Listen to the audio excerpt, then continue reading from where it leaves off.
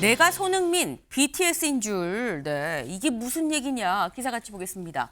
내란 선동 혐의 전한길 162일 만에 귀국했습니다. 경찰 수사 본격화할 것 같다라는 소식이에요. 어제 저희가 말씀드렸죠. 오늘 오전 11시에 인천공항으로 전한길 씨가 귀국을 합니다. 그런데 하는데 경찰 수사 받으러 왔다고 하는데 혹 공항에서 뭐 바로 체포가 되는 건지 본인도 그걸 약간 염두에 두고 있는 것 같아요 라고 말씀을 드렸었는데 체포되지 않은 상태에서 굉장히 많은 얘기들을 메시지를 막 내놨습니다. 어떻게 들어왔는지 직접 영상으로 보시죠.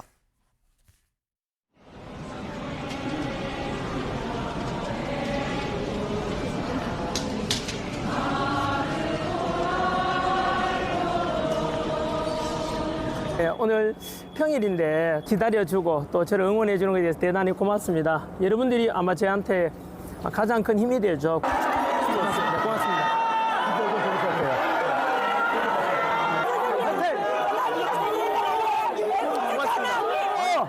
윤석열 대통령을 지켜드리고 싶어서 들어왔습니다. 비상계엄이 잘했다, 못됐다라고 평가는 할 수 있겠지만 비상계엄이 내란이 될 수가 있습니까? 제가 오늘 귀국하면서 너무나 많은 분들께서 기다려주시고 저도 제가 뭐 손흥민인 줄 착각했습니다. BTS인 줄 착각할 정도로 너무 많은 분들께서 응원해주셔서 고맙습니다. 네, 전한길 씨.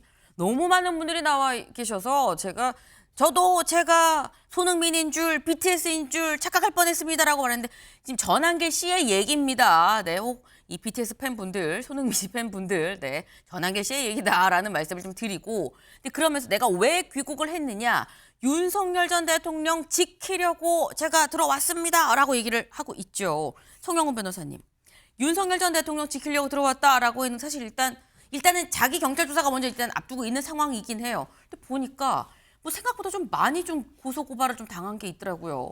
그렇습니다. 지금 전한길 씨는 뭐 내란 선동, 네. 명예훼손 등등 여러 가지 혐의로 경찰 조사를 받아야 되는 상황에 있죠. 그러니까 윤석열 전 대통령을 지키기 위해 들어왔다는 것은 본인이 내세우고 있는 명분인 것이고 실상은 이제 조속하게 경찰 조사를 받아야 되는 취지입니다. 그리고 지금 경찰에서는 전한길 씨가 162일 동안이나 외유를 했었기 때문에 출국 금지도 검토하고 있다고 하지 않습니까? 네. 그리고 아마 높은 확률로 출국 금지가 될 것 같아요. 왜냐하면 출국 금지는 범죄 혐의에 대한 어느 정도의 소명만 있으면은 많이 내려집니다. 웬만해서는 법무부에서 잘 반려하지 않기 때문에 당분간 전한길 씨가 출국하기 어려워질 것은 기정사실로 보여져요. 우리가 이 점에서 한번 짚어볼 것은 전한길 씨에 대해서 레거시 미디어에서 계속 이렇게 마이크를 제공하고 조명을 해주는 것이 온당하냐라는 점입니다. 왜냐하면은 전한길 씨가 헌법의 테두리 바깥으로 나가는 주장을 하면서 네. 어떻게 보면은 우리 헌법을 수호하는 관점에서 보도해온 레거시 미디어에 대해서도 많은 비판의 목소리를 내왔다고 저는 평가합니다. 그런데 그런 전한길 씨에게 역설적으로 저렇게 귀국 장면을 스포트라이트를 받는 것처럼 조명해 주는 것이 필요한지에 대해서는 의문이 있습니다. 전한길 씨에 대해서 제가 작년 7월 23일에 우리 아침엔 매일경제에 첫 출연했던 날 하멜른의 피리 부는 사나이에 비유했었지 않습니까? 네. 그런데 전한길 씨가 162일 동안 해외에 있으면서 어딘가에서 그 피리는 잃어버리고 온 것 같습니다. 그러니까 예전처럼 여론에 미치는 영향력이 크지는 않다는 것이죠. 그렇다면은 우리 언론이 앞으로 이 인물에 대해서 계속 조명을 해나갈 필요가 있을까 하는 말씀을 드려봅니다. 네, 가끔씩 송 변호사님 말씀에 이 디테일함에 깜짝깜짝 놀랄 때가 있어요. 네, 처음 아침에 매일경제에 나왔던 7월 21일, 네, 저희도 기억을 하겠습니다. 근데 요지는 그거죠. 약간 이렇게 돌려서 살짝 머리를 콩 때리고 가신 것 같아요. 레거시 미디어가 오히려 이 조명해줄 필요가 없다. 저 사람 왜 자꾸 이렇게 오히려 조명을 해주냐. 그냥 무시해라. 라는 취지로 지금 말씀을 하신 것 같은데 또 그러기에는 공항에 나온 사람들이 또 상당하긴 합니다. 지금 보면 조윤선 변호사님, 일단 출국 금지는 내려질 것 같아요라고 지금 송 변호사님 말씀을 하셨는데 이게 체포영장, 구속영장, 물론 이건 조사를 받으면서 뭐 진술을 하니 많이 여부도 남아 있긴 합니다만 해외에서 장기간 있었다는 거 어떻게 보면 영장이 발부되기 또 좋은 사유가 될 수도 있고 하지만 자진해서 또 들어왔다라는 거는 진술 거부권 행사하지 않으면 또 이 오히려 영장을 안 칠 수 있는 이런 사유 쪽으로 넘어가는 거라 이거 어떻게 보십니까? 그렇지만 이미 160일 넘게 해외에 거주하지 않았겠습니까? 네. 체류하면서 사실상 경찰의 수사를 회피한 그런 정황이 분명히 있죠. 지금 단계에선 더 이상 늦출 수가 없다고 본인이 판단했을 겁니다. 물론 윤석열 전 대통령의 선고도 남아있긴 하지만 본인의 수사를 위해서라도 더 이상 해외에 체류했다가는 즉각적인 영장이 발부될 가능성이 높다라고 판단했을 가능성이 있고요. 법적인 그러한 조력을 받았을 수도 있습니다. 그렇기 때문에 이번 귀국을 통해서 소환 조사에는 적극적으로 응하겠지만 그럼에도 불구하고 모든 범죄 혐의에 대해서 부인한 것은 자명해 보이고요. 범죄 혐의를 부인하고 과거에 해외에 거주한 이력까지 있다라고 한다면 저는 네. 영장이 발부될 가능성이 굉장히 높아 보입니다. 그리고 앞서 저희 송 변호사님께서 말씀하신 것에 대해서 짧게 제가 말씀을 좀 드리면 이건 레거시 미디어가 주목할 수밖에 없는 사안이라고 할 수가 있겠죠. 지금 전한길 씨는 일개 유튜버가 아닙니다. 사실상 현재 장동혁 대표를 만든 어떻게 보면 공신 중에 한 명 아니겠습니까? 그렇다고 한다면 당연히 전한길 씨의 입을 주목할 수밖에 없는 것이고요. 지금 국민의힘이 여러 가지 내용에 휩싸인 상황에서 전한길 씨가 귀국을 했다라고 한다면 어떻게 보면 국민의힘이 여기에 대해서 어떻게 바라보고 있는지, 국민의힘 지지자들이 어떻게 생각을 하는지에 대해서 전한길 씨 입을 통해서 여러 가지 얘기가 나올 수가 있는 부분이기 때문에 지금 당장은 그 부분에 대해서는 당연히 관심을 가질 수밖에 없는 부분이 아닌가라는 말씀도 드리고 싶습니다. 네, 사실 장동혁 대표가 당대표로 선출이 되고 난 다음에 첫 일성으로 그런 얘기를 했죠. 유튜브가 나를 당선시켜줬다라는 얘기를 하기도 했었어요. 근데 여기에 가장 영향을 미치는 1번 유튜버가 전한길 씨 아닙니까? 라는 얘기인 건데 어제 귀국해서도 이런 얘기를 했습니다. 직접 들어보시죠. 장동혁 대표가 당대표 되기까지 어떻게 되었는지, 누구의 지지를 받았는지, 당원들이 원하는 게 무엇인지를 스스로 돌아보길 바랍니다. 윤석열 대통령을 배신했던 대한민국의 배신자 대명사가 한동훈 아닙니까? 맞습니다. 장동혁 대표께 선택을 하시길 바랍니다. 한동훈하고 같이 갈지 윤석열 대통령과 같이 갈지 분명히 선을 꺼주기 바라고, 만약에 지방선거라는 명목으로 그 원칙을 버린다면 분명히 저는 장동혁 대표도 버립니다. 네, 요지는 이거예요. 장동혁 대표 지방선거를 명분으로 한동훈 전 대표를 안는다고 한다면 나는 당신도 버립니다. 라고 얘기를 한 겁니다. 근데 지금 여기 만평을 좀 같이 볼까요? 오늘 만평이에요. 지금 보면 전한길 씨가 국민의힘 당사인 것 같아요. 국민의힘 당사 앞에 서 있죠. 그리고 뭐라고 얘기하느냐 전화로 한 얘기. 장동혁 전화 받아라 라고 지금 얘기를 하고 있어요. 이 만평에 제목하여 채권자가 귀국했다라는 겁니다.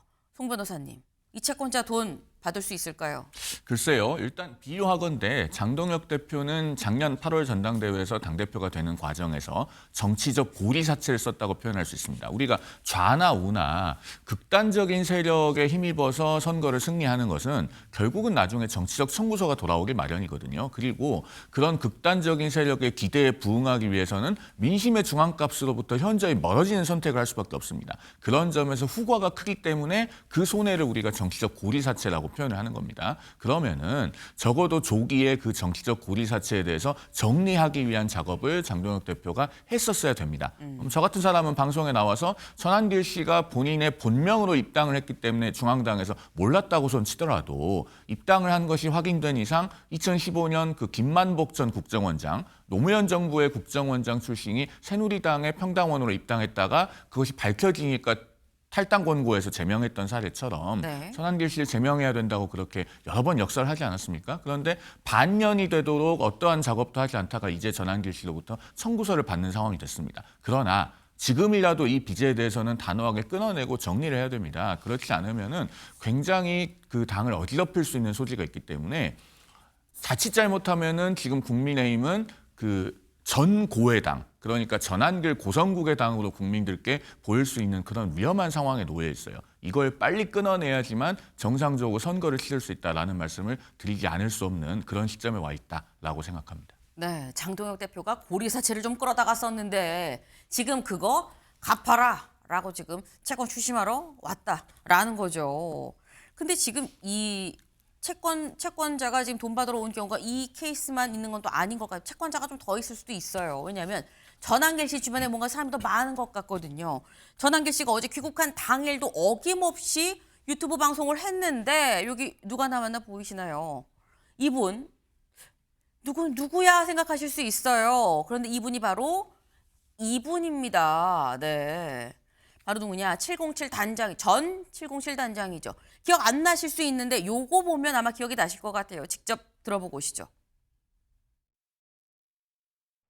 전 김영현 국방장관에게 이용당한 가장 안타까운 패자입니다.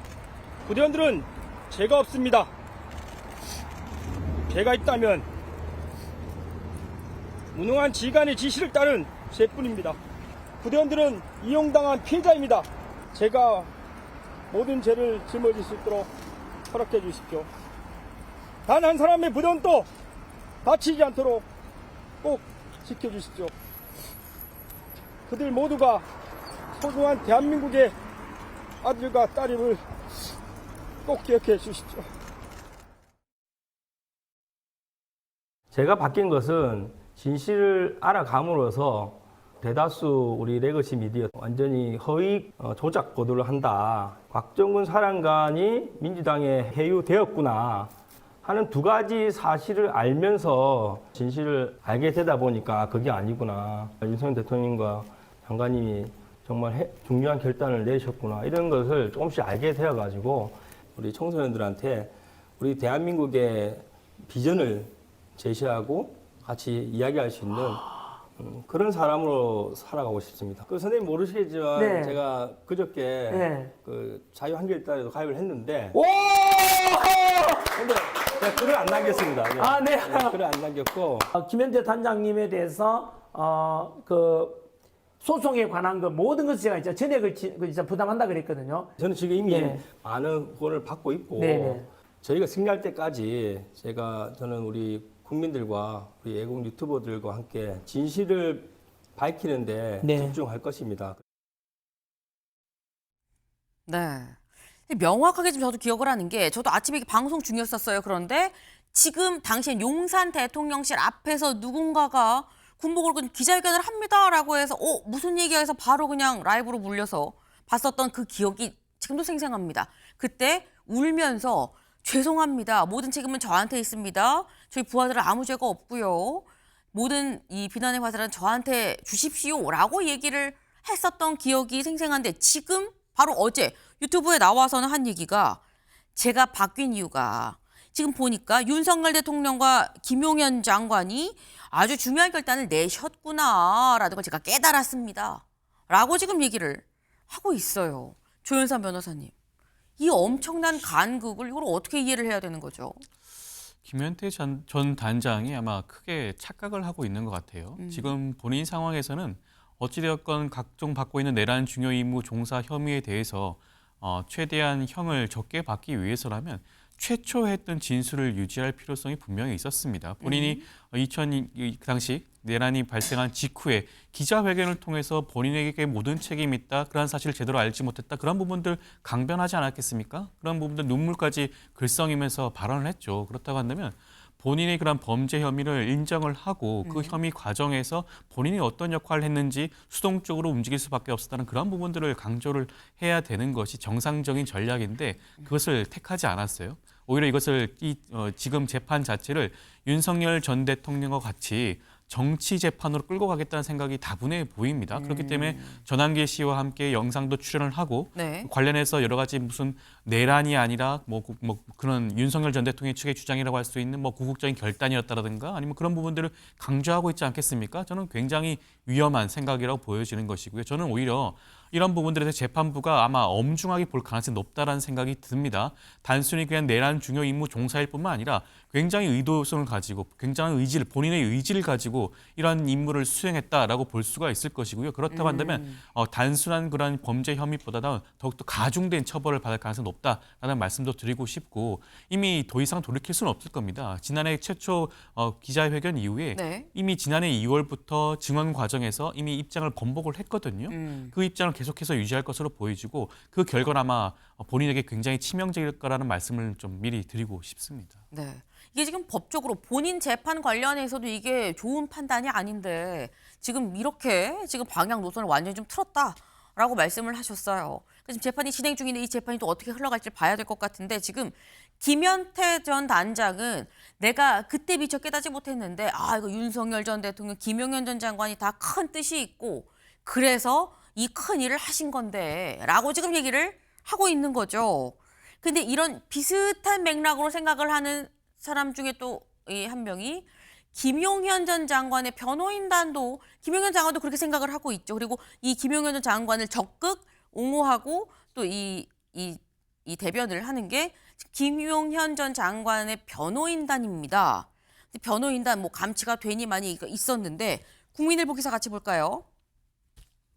어제 법정 소란 김용현 변호인 감치 집행이 됐습니다. 네, 바로 어제 이 김용현 전 장관의 이 변호인인데 한덕수 전 총리의 재판에 김 전 장관이 나오고 여기 이제 방청석에서 제가 좀 얘기를 좀 하겠습니다라고 했더니 당시 이진관 부장판사죠. 가만히 계세요. 아무 말씀하지 마세요 했던 거 기억나시나요? 그 모습 같이 보고 오시죠. 이 법정은 방청권이 있어야만 볼 수가 있습니다. 퇴장하십시오. 나가십시오. 말씀하시면 감시합니다. 옆에 계신 분은 왜 있습니까? 자, 감시합니다. 걔 약한 놈입니다. 그거 진관이 그거 전문 용어로 뭣도 아닌데 엄청 유색을 떨더라고요. 네, 직접 보셨죠. 아, 맞아. 그때 그 변호인이라고 아마 기억을 하실 것 같아요. 그런데 어제 집행이 됐다라는 겁니다.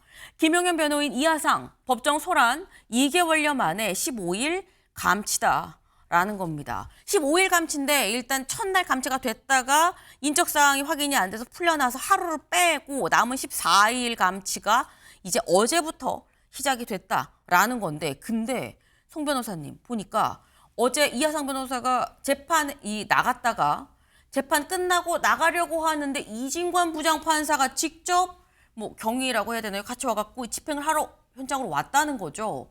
원래 이렇게 재판장이 직접 같이 감치 집행하러 오는 겁니까? 통상적으로 이런 경우가 잘 없습니다만 네. 감치 집행을 할 수 있는 가장 확실한 방식이기 때문에 이진관 부장판사가 직접 왔다라고 이해할 수 있겠습니다. 왜냐하면은 작년 11월 19일에 저 이하상 변호사에 대해서 감치 집행에 실패했던 이유가 원래 변호인으로 법정에 나왔다가 감치가 되지 않았습니까? 네. 그러면은 재판부 입장에서는 이하상 변호사의 생년월일이라든가 주민등록번호라든가 이런 인적사항에 관한 정보가 없습니다. 그러다 보니 감치 당사자가 인적사항을 말하지 않으면 구치소 입장에서는 동일인지 확인할 방법이 없었던 것이죠. 그런데 재판장이 동일한 피고인에 대한 변호인으로 출석한 그 변호사의 법정 출석 현장에 직접 가서 저 사람이 맞다라고 확인하고 지목해서 감시 집행을 하게 되면 아하. 다른 기관의 도움을 받지 않고 가장 정확하게 대상자를 특정할 수 있지 않겠습니까? 그런 점을 고려해서 이진관 부장판사가 직접 갔다라고 보여지고, 물론 여기에 더해서 한 가지 추론할 수 있는 것은 그만큼 재판부가 이 감시 집행에 대한 의지가 강력하다는 것입니다. 그러니까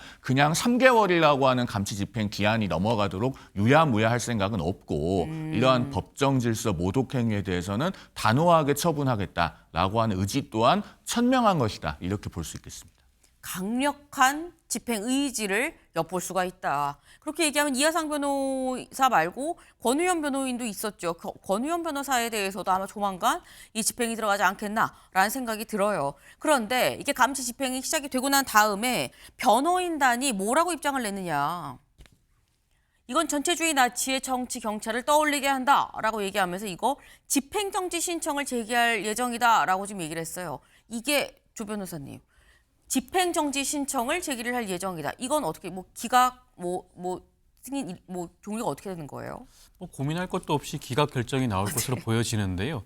이미 이번 감치 결정에 대해서 그 변호사 입장에서는 항고 제기를 하지 않았겠습니까? 항고조차도 이미 기각이 되었어요. 감치를 유지하는 결정이 나왔고, 그만큼 사실상 모든 사실관계가 확인이 된 겁니다. 현행범이라고 할 수가 있어요. 모든 네. 국민들이 심지어 시청을 할 정도였지 않겠습니까? 그렇다고 한다면 법정 모욕죄라고 한다면 감치뿐만 아니라 이미 대법원 단계에서 고발 조치까지 이루어졌습니다. 법정 모욕과 해당 재판부에 대한 명예훼손죄 혐의로 이미 고발 조치가 되었기 때문에 집행 정지 신청 이것이 문제가 아니라 아마 추가적인 수사가 진행이 될 것으로 보여지는 것이고요. 그에 따른 형사처벌뿐만 아니라 변호사협회 차원에서 나올 수 있는 징계도 이어 이어질 가능성이 높아지기 때문에 아마 그 부분에 대해서 대응을 하는 것이 더욱더 빠른 판단이지 않을까 싶습니다. 네, 잠시 잊고 있었던 변호사협회의 징계 문제도 아직도 남아 있네요. 그 여부까지 좀 챙겨봐야 되겠다라는 생각이 좀 듭니다. 다음 키워드로 넘어가 볼까요?